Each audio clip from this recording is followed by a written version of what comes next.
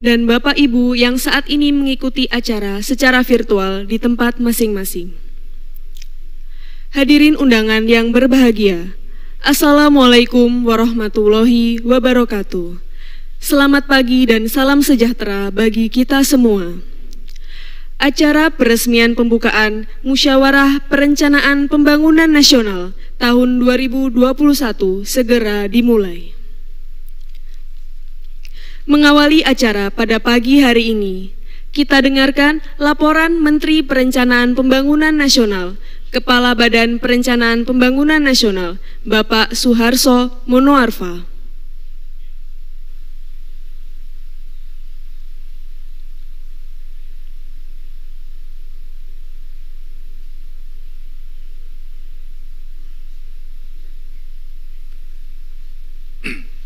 Bismillahirrahmanirrahim.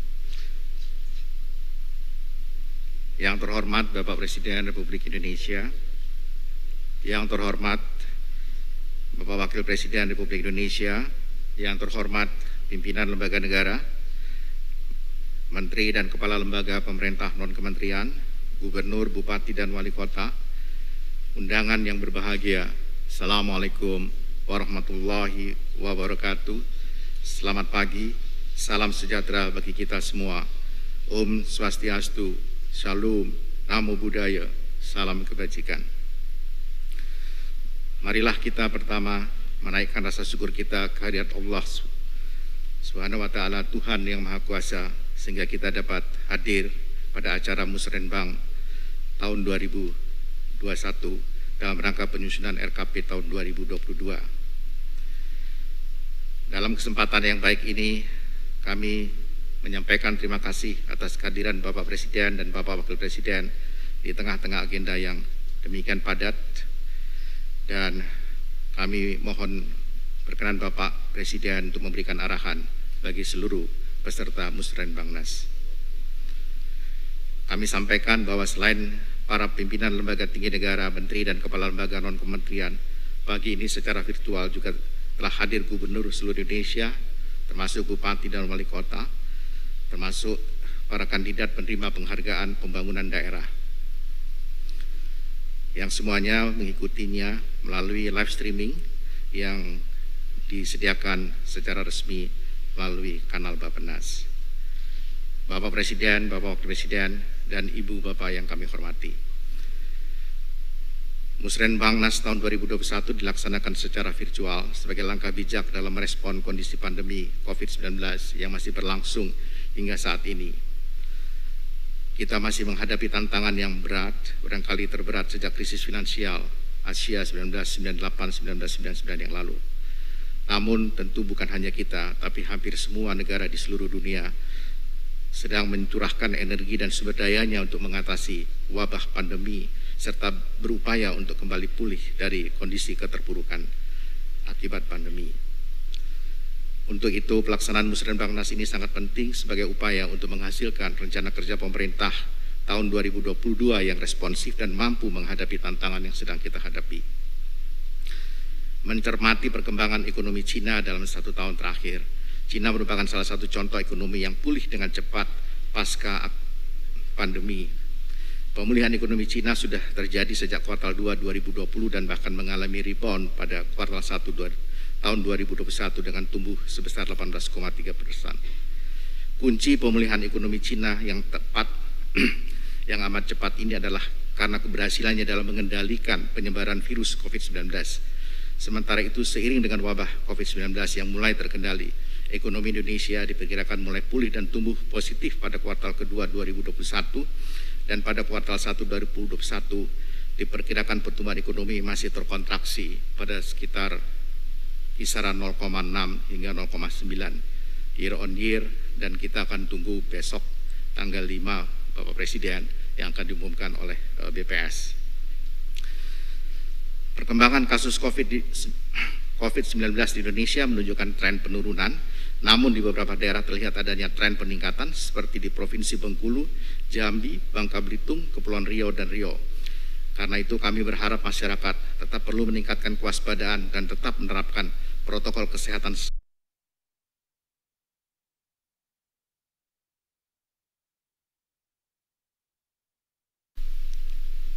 vaksinasi tetap sedang dilakukan dan mudah-mudahan kita segera akan mencapai herd immunity. Dengan demikian, apabila kita dapat mengatasi dan mengendalikan, mudah-mudahan kepercayaan publik terhadap kondisi kesehatan akan meningkat dan mendorong pemulihan ekonomi.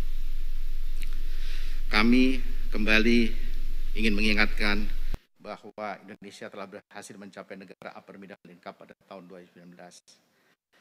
Namun pada tahun 2020 kita menghadapi keadaan yang sama-sama telah kita ketahui.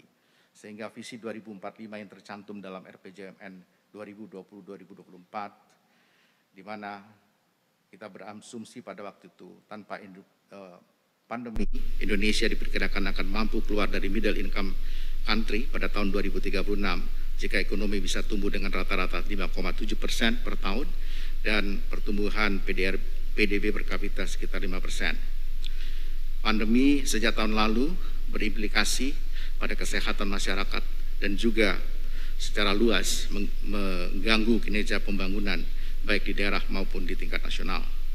Kontraksi ekonomi yang dialami Indonesia pada tahun 2020 memberi resiko bagi ekonomi Indonesia untuk kembali masuk ke dalam kategori lower middle income. Karena itu kita perlu bekerja keras, bekerja cerdas dan segera melakukan penyesuaian dalam rencana pembangunan kita, termasuk melakukan desain ulang terhadap strategi transformasi ekonomi Indonesia. Bappenas telah menyiapkan 6 strategi besar dalam redesain transformasi ekonomi Indonesia pasca COVID yang menggunakan tujuan pembangunan berkelanjutan sebagai instrumen utama. Ke-6 strategi ini merupakan game changer untuk menuju Indonesia maju sebelum tahun 2045. Saat ini Bappenas sedang menyelesaikan rencana peta jalan transformasi ekonomi Indonesia yang diharapkan selesai dalam waktu dekat. Tahun 2022 diharapkan menjadi tahun pertama bagi Indonesia lepas dari tekanan pandemi dan merupakan tahun kunci bagi pemantapan pemulihan ekonomi. Indonesia membutuhkan pertumbuhan rata-rata 6% untuk membawa Indonesia menjadi negara maju dan lepas dari middle income trap sebelum tahun 2045.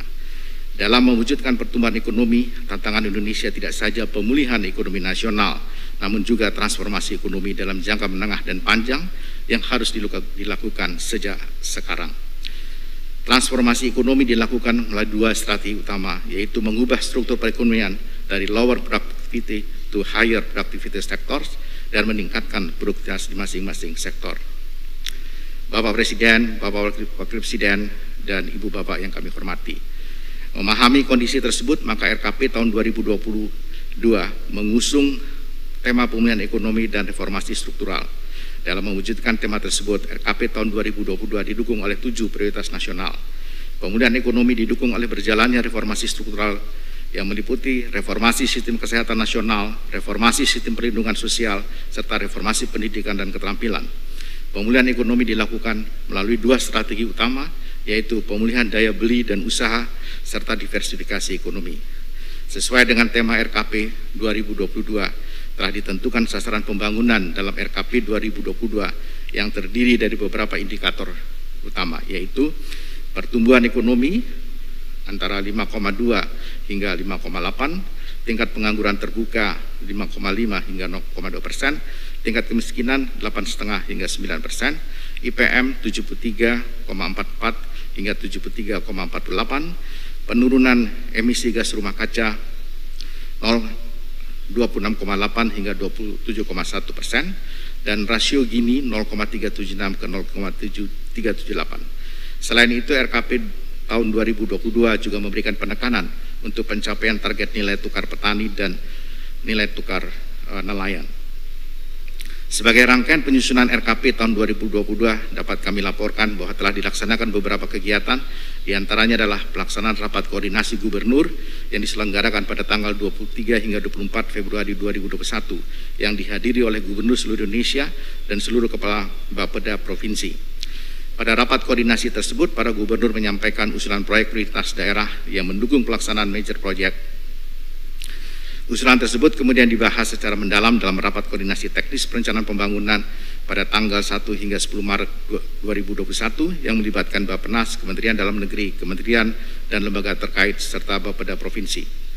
Pasca pelaksanaan rakor Tekbang, Pemerintah Provinsi kemudian membahas kembali usulan-usulan tersebut dalam Musrenbang Provinsi serta melengkapi kembali aspek dan kelayakan proyek untuk kemudian dibahas kembali dalam Musrenbang Nas ini.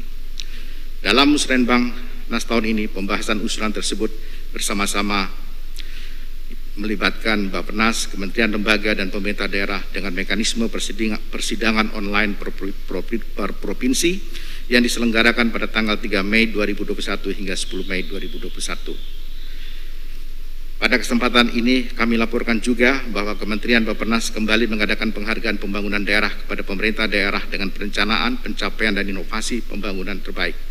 Penghargaan pembangunan daerah tahun 2021 akan diberikan kepada 3 provinsi terbaik, 3 kabupaten terbaik, dan 3 kota terbaik, serta penghargaan khusus bagi daerah dengan inovasi pembiayaan alternatif untuk penyediaan infrastruktur pelayanan dasar dan penghargaan ekonomi hijau dan rendah karbon. Selanjutnya, dengan hormat, kami mohon perkenan Bapak untuk memberikan arahan bagi seluruh peserta Musrenbang Nas dan sekaligus membuka Musrenbang Nas tahun 2022. Demikian laporan kami. Terima kasih atas perhatian Bapak Presiden, Bapak Wakil Presiden, beserta seluruh hadirin peserta Musrenbang Nas 2021. Wassalamualaikum warahmatullahi wabarakatuh. Shalom, Om Santi, Santi, Santi Om.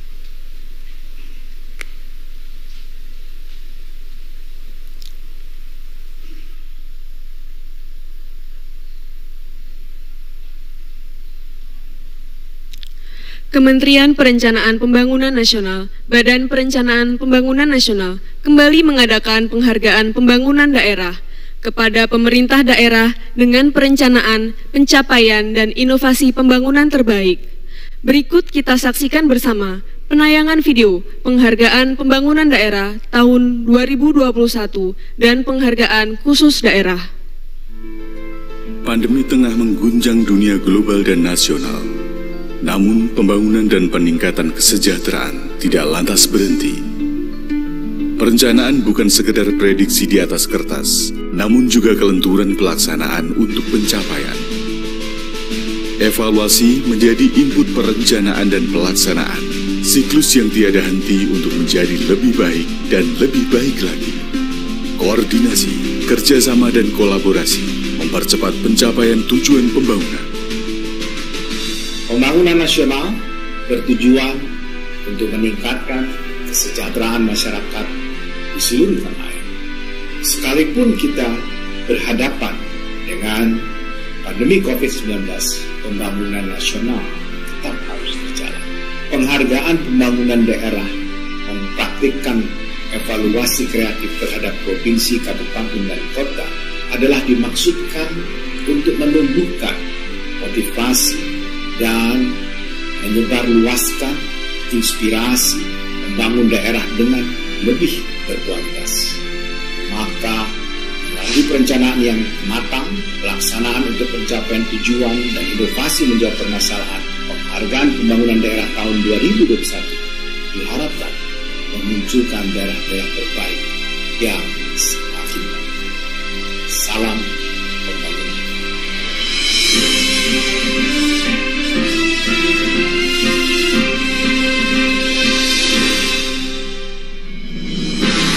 Proses penilaian penghargaan pembangunan daerah mengedepankan objektivitas yang melibatkan tim penilai independen, yakni para ahli dengan latar belakang akademis, profesional, jurnalistik, dan organisasi non-pemerintah.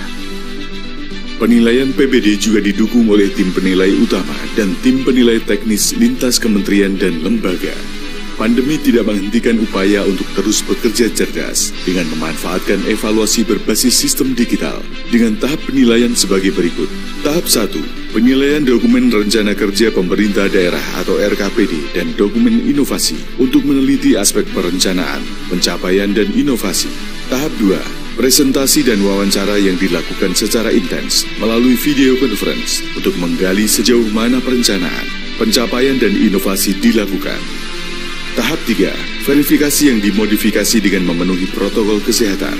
Setiap daerah telah mengembangkan inovasi untuk mengatasi masalah dalam pembangunan. Kearifan lokal dan praktik-praktik baik telah bertumbuh untuk kesejahteraan yang lebih baik. Penghargaan Pembangunan Daerah merupakan forum peningkatan kualitas, menawarkan lompatan ke depan untuk masa depan yang lebih cerah.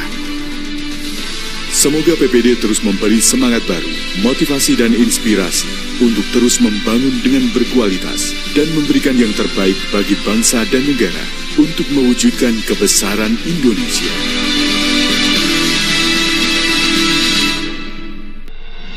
Para audiens yang terhormat, inilah daerah terbaik dalam perencanaan dan pencapaian PPD 2021. 10 provinsi terbaik tahun 2021.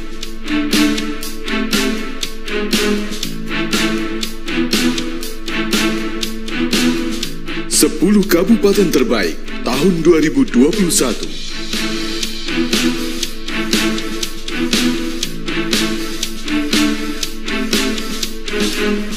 10 kota terbaik tahun 2021. 10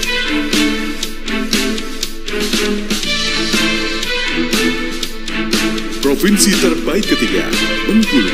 Aksi padu investasi untuk pemulihan ekonomi daerah melalui inovasi pelayanan investasi, promosi dan kolaborasi investasi. Provinsi terbaik kedua, Jawa Barat. Respons penanganan COVID-19 melalui inovasi pusat informasi dan komunikasi pada sektor kesehatan dan pelayanan publik.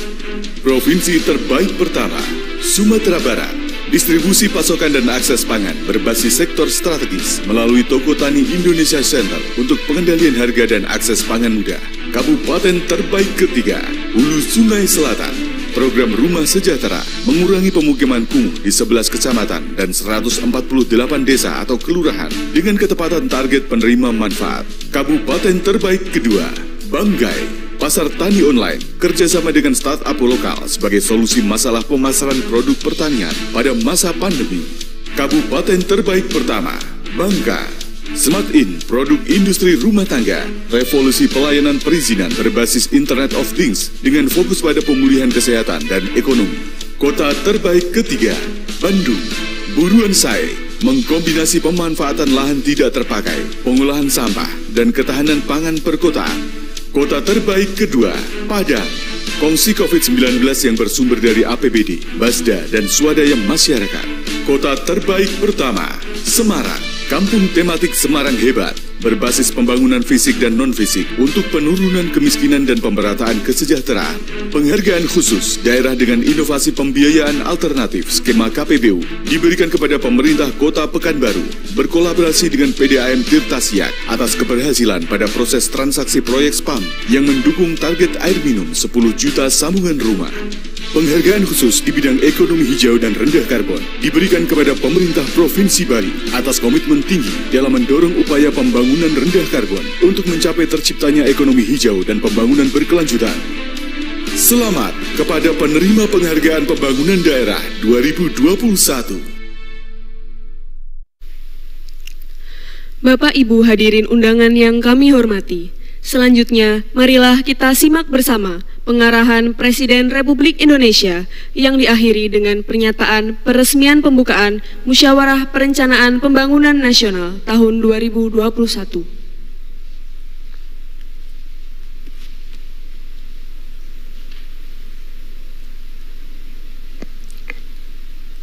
Bismillahirrahmanirrahim.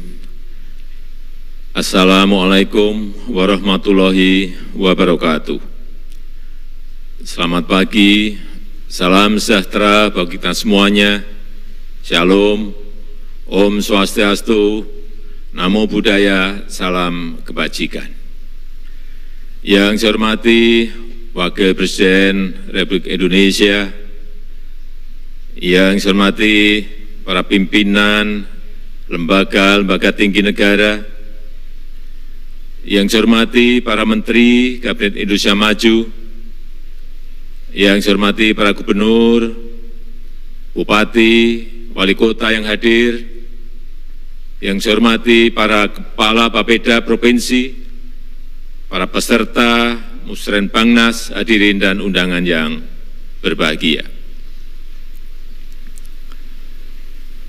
Pandemi COVID-19 ini memberikan pelajaran yang luar biasa dalam perencanaan pembangunan kita.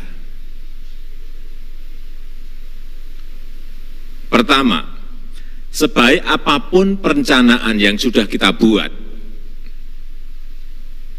kita juga harus siap untuk melakukan perubahan secara cepat untuk menyesuaikan dengan tantangan dan peluang-peluang.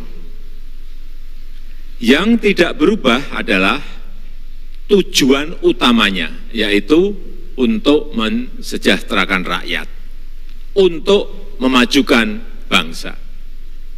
Tetapi caranya seringkali harus berubah, karena tantangan dan peluangnya setiap saat juga bisa berubah-ubah. Yang kedua, kita butuh sinergi kekuatan bangsa untuk memecahkan masalah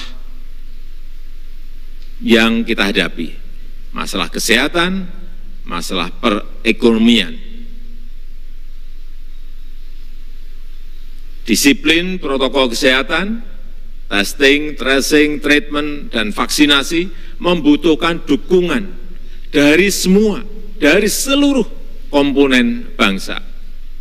Butuh keaktifan dari seluruh jajaran pemerintahan, dari pusat sampai ke daerah. Demikian pula produktivitas dari kalangan industri, yang kecil sampai yang besar, untuk memproduksi alat-alat kesehatan dan obat. Juga dukungan dari negara lain ini juga sangat diperlukan.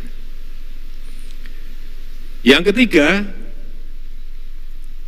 penggunaan ilmu pengetahuan dan teknologi mutakhir ini semakin tidak bisa kita hindarkan.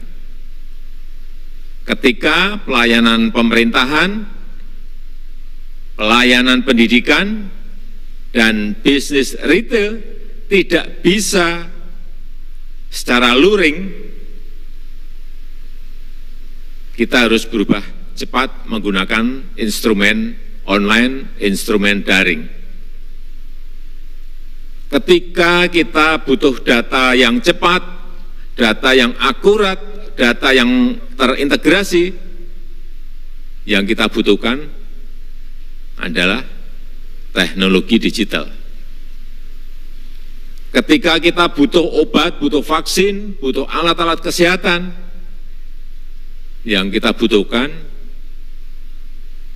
untuk cepatnya adalah kita butuh teknologi. Bapak Ibu yang saya hormati, menghadapi kompetisi dunia yang semakin ketat, maka kecepatan, ketepatan, dan efisiensi adalah fondasi penting untuk kita bisa bersaing. Para perencana harus mempertimbangkan betul-betul perkembangan ilmu pengetahuan dan teknologi.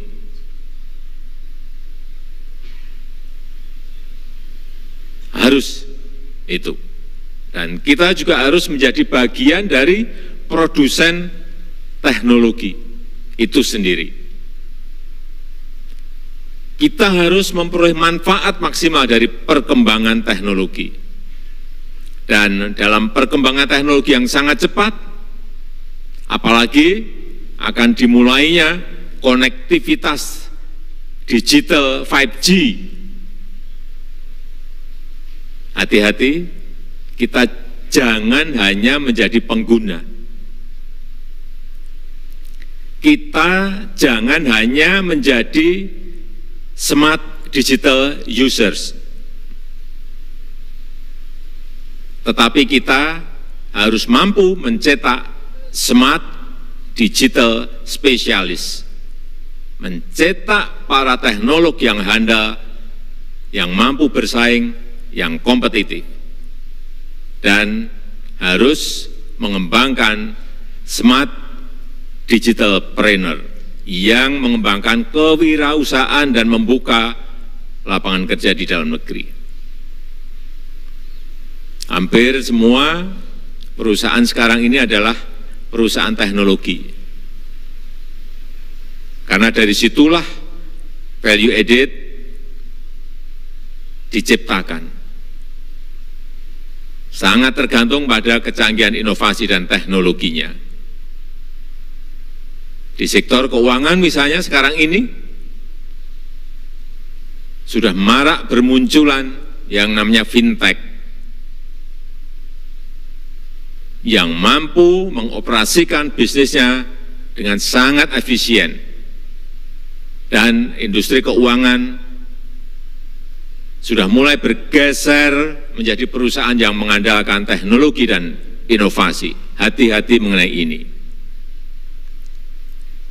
Kita juga harus mengantisipasi teknologi di dunia kesehatan. Ini juga hati-hati di dunia kesehatan. Health tech akan semakin berkembang dengan pesatnya. Lebih dari sekedar pemeriksaan atau konsultasi medis jarak jauh, tapi juga pemanfaatan artificial intelligence (AI) untuk diagnosis, untuk pelaksanaan pengobatan, untuk precision medicine, hingga tindakan operasi jarak jauh.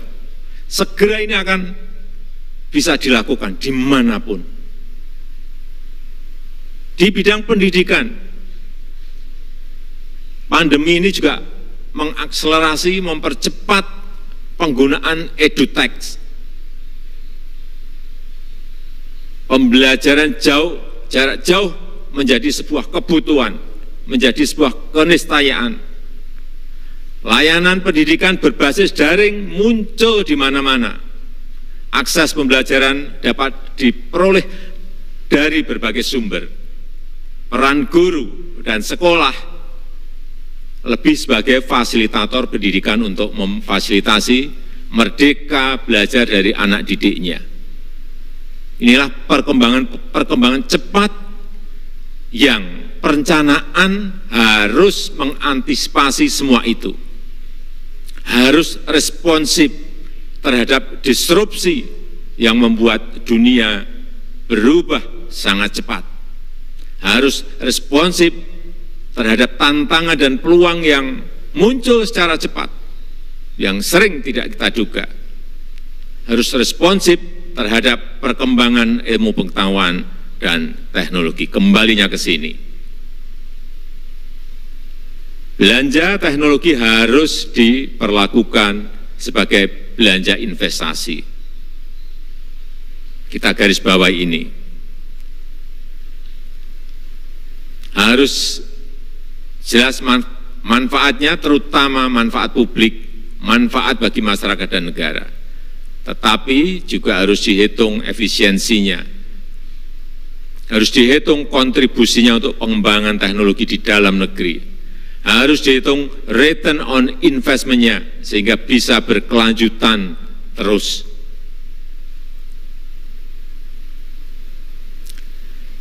Bapak Ibu yang saya hormati, rencana kerja pemerintah di tahun 2022, tahun depan ini,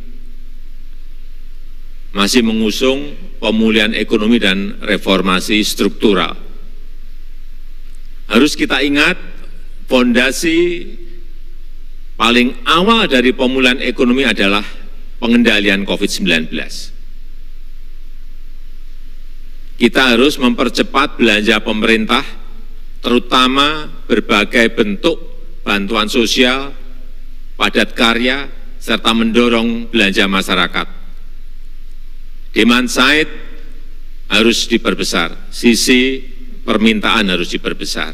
Kemarin saya sudah mengingatkan di akhir Maret 2021 di perbankan masih ada uang APBD provinsi, kabupaten, dan kota 182 triliun yang seharusnya itu segera dibelanjakan untuk memperbesar sisi permintaan, sisi konsumsi.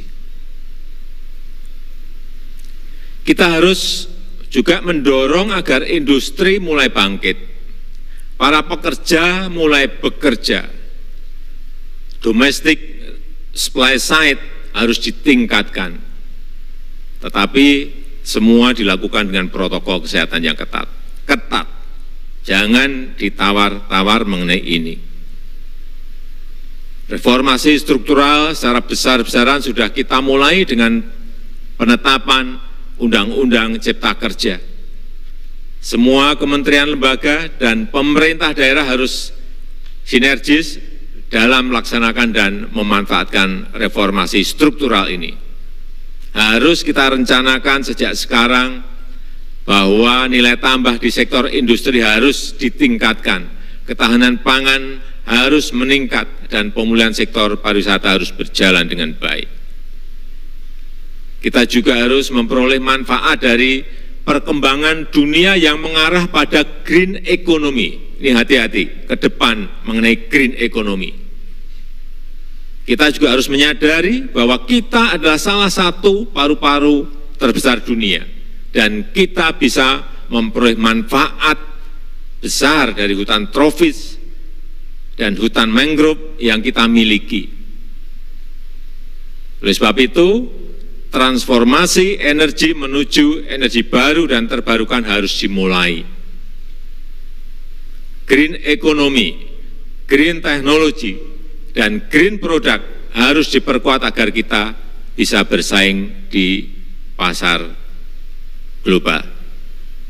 Dan kita sudah merencanakan ini untuk membuat Green Industrial Park, kawasan industri hijau, kan kita siapkan di Kalimantan Utara karena kita ingin memanfaatkan hydropower yang ada di Sungai Kayan, dan ini akan menghasilkan energi hijau, energi baru terbarukan yang akan disalurkan kepada kawasan industri hijau sehingga muncul produk-produk hijau dari sana.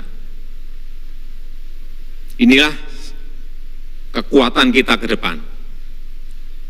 Kita juga mempunyai kekuatan di blue economy.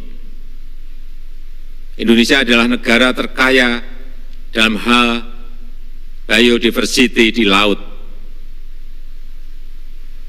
Kita harus memanfaatkan secara bijak anugerah Tuhan ini, mensejahterakan rakyat dengan tetap menjaga alam dan keberlanjutan produksi. Sustainable blue economy menjadi agenda yang harus diprioritaskan di semua wilayah pantai yang kita miliki.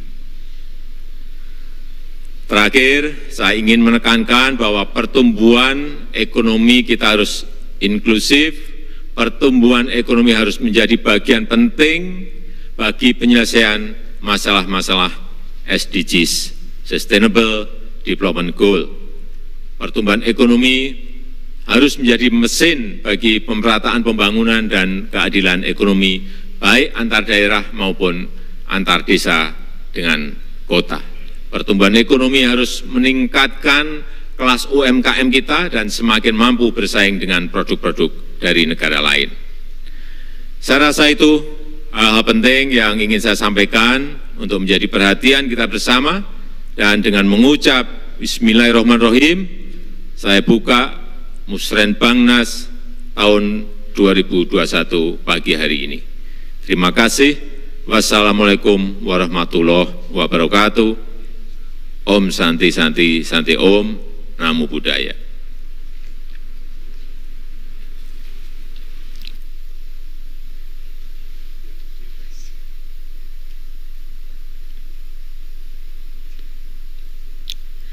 Sebagai ungkapan rasa syukur kita kepada Tuhan Yang Maha Esa, marilah sejenak kita memanjatkan doa bersama yang akan dipimpin oleh Bapak Ucu.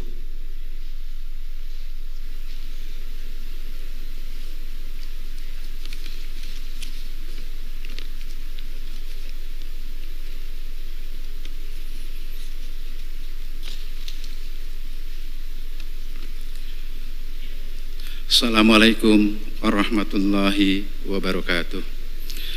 A'udzu billahi minasyaitonir rajim. Bismillahirrahmanirrahim. Hamdan syakirin, hamdan naimin, hamdan yuafi ni'amahu wa yukafi mazidah. Ya Rabbana lakal hamdu kama yanbaghi li jalali wajhikal karimi wa azimi sultanik. Allahumma salli ala sayyidina Muhammad wa ala ali sayyidina Muhammad.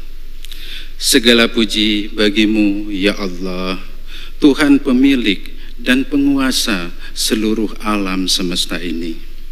Atas berkat rahmat dan karunia-Mu ya Allah, pada hari ini di bulan suci Ramadan yang penuh rahmat dan magfirah-Mu, kami bersama-sama hadir mengikuti acara pembukaan Musrenbangnas tahun 2021 untuk menyatukan langkah, program, kekuatan, dan sumber daya yang kami miliki untuk membangun negeri Indonesia yang kami cintai ini.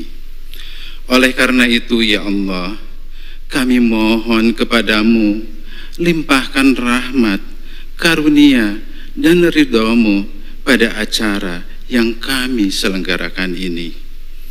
Ya Allah, Ya Rahman, Ya Rahim, kami yakin, ya Allah, situasi sulit akibat pandemi COVID-19 yang dihadapi oleh bangsa Indonesia dan seluruh bangsa-bangsa di dunia saat ini tidaklah Engkau maksudkan untuk menyengsarakan kami, melainkan sebagai cara ketika Engkau hendak meninggikan derajat kami, derajat umat manusia dengan peradaban yang sesuai dengan tantangan zaman. Oleh karena itu ya Allah, bimbinglah kami, berilah petunjuk kepada kami, agar kami semua dapat keluar dari situasi yang sulit ini dan terus memelihara semangat yang tinggi untuk membangun negeri tercinta ini.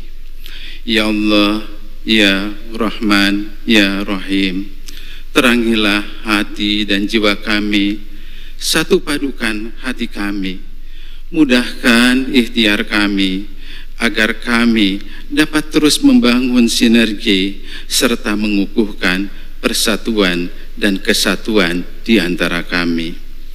Berkahilah bangsa ini, ya Allah, agar menjadi bangsa yang maju, bangsa yang kuat, bermartabat, dan sejahtera, seperti yang Engkau gambarkan sebagai baldatun thayyibatun wa rabbun ghafur. Ampunilah kami, ampuni kedua orang tua kami, guru-guru dan pendidik kami, serta para pendahulu dan pahlawan-pahlawan kami. Rabbana atina fid dunya hasanah wa fil akhirati hasanah wa qina azabannar. Amin, amin, ya rabbal alamin. Assalamualaikum warahmatullahi wabarakatuh.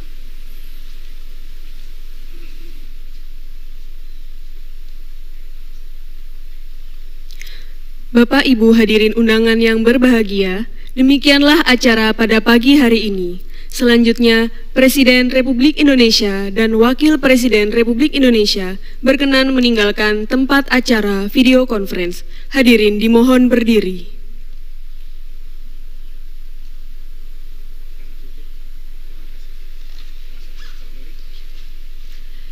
Kami ucapkan terima kasih atas segala perhatiannya. Wassalamualaikum warahmatullahi wabarakatuh.